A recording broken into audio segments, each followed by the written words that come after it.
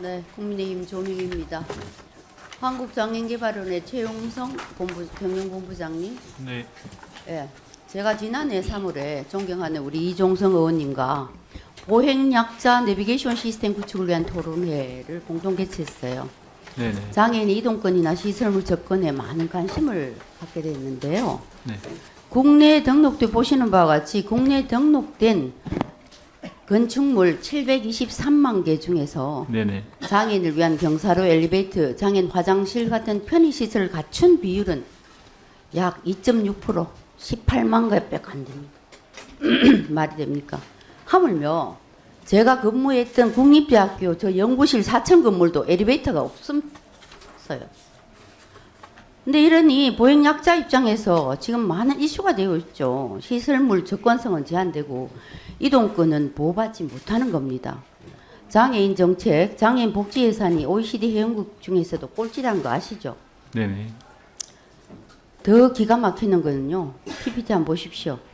장애인 차별금지법이나 장애인 편의법에는 장애인에 대한 시설물 접근 이용의 차별금지 규정이 있습니다만 시행령에는 한번 보십시오. 300평방미터 미만 시설은 장애인 편의시설 설치가 면제라서 일상생활에서 주로 방문하는 카페, 편의점, 음식점의 90% 이상이 면제돼요. 말이 됩니까? 그거 다시 한번 PPT 한번 보세요. 사진 한번 보세요. 네. 우리 여의도 근처만 해도 카페, 편의점 대부분인데요. 사진 좀 계단만 있고 경사로도 없고 경사시설 하나도 없고 턱도 없어요. 도로턱도. 뭐 하시는 겁니까 지금? 복지부가 시행령 만들었겠죠? 바닥 면적 기준 정할 때 의견 내셨습니까? 저희가 장애인 예 개발원에서 내셨어요? 의견? 관련돼 가지고 뭐 법이라든지 시행령 개정할 때는 저희들이 관련 부처와 여러 가지 협의를 하고 있고요. 네, 근데요 협의 뭐 고려 뭐 검토 이런 말은 여기 통하지 않습니다. 네네. 맨날 고려하면 뭐 합니까? 현장 체크도 안 하고 아니 90% 이상이 면제된다는 게 장애인 어떻게 이동합니까? 이거는요 극도의 엄분태반입니다. 말이 됩니까? 이러니까 장애인들이 활동도 제약 위축이 엄청 되고 그냥 자기 생활 반경도 집 주변에서 예 그냥 생활하게 되는 거 아닙니까? 말이 됩니까? 우리 존경하는 최영 의원님 맞죠? 정말 이거는 진짜 국가적인 차원에서 우리 꼴찌예요. UN, OECD 다 꼴찌고 2.8%밖에 말이 안 되는 거잖아요. 그런데 제가 본복지부에 작년에 이하고 했는데도 반응이 없어요. 그건 종감 때 이야기하고요. 이런 장애인 시설물 접근권을 보장할 수 있는 방안 오늘 오전까지 제출해 주십시오. 네, 의원님 저희들이 잘 준비해서 위원님께 네, 보고를 하겠습니다. 주십시오. 예, 예. 네, 다음은요. 어린이집 평가제 우리 나성 원장님 네. 화면 봐주십시오. 어린이집 아동학대가 매년 이슈가 되고 있음에도 불구하고 지난 5년간 어린이집 학대 검거 현황을 보면 21년에 1.8배나 증가했습니다. 왜 네. 증가합니까? 여기 대해서 질의하겠습니다. 근데 어린이집 평가제가요 유명무실하고 실효성이 전혀 없는 거예요. A 등급 받고 96.5점을 받은 평가해가지고 그 중에 75%가 취소됐어요. 어린이집 취소됐어요. 말이 됩니까? 그러니까 2019년 7월 영유아 보육법을 개정해서 전국 모든 어린이집이 의무평가제를 실시하고 있습니다. 하고 있죠, 3년마다. 네, 맞습니다. 예, 하면 뭐합니까? 75%가 다 취소되는데. 그러니까 평가가 무슨 의미가 있습니까?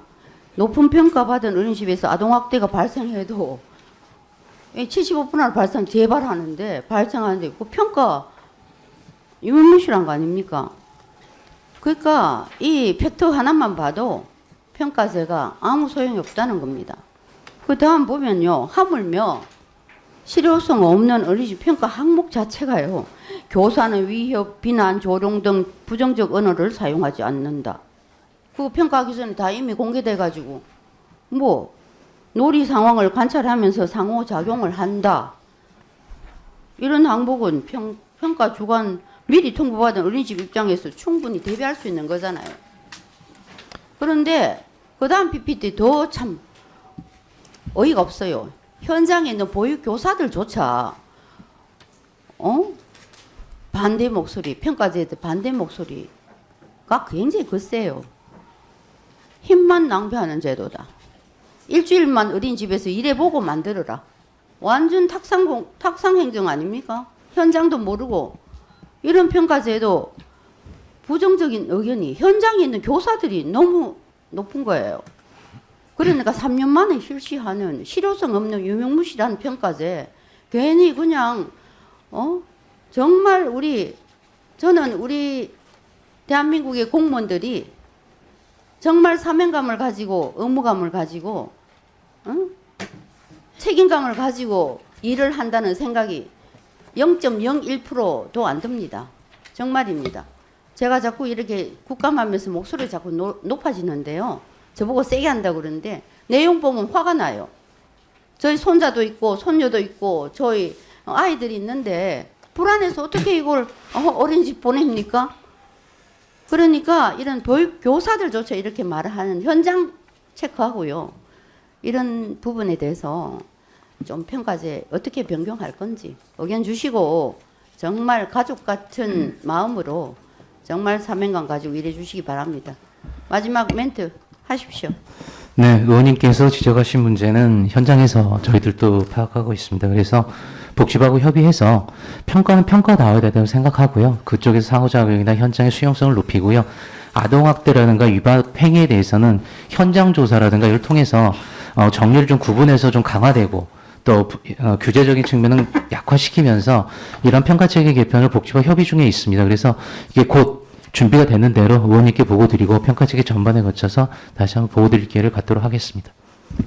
네, 수고하셨습니다. 다음은 존경하는 강선 의원님 질의해 주시기 바랍니다.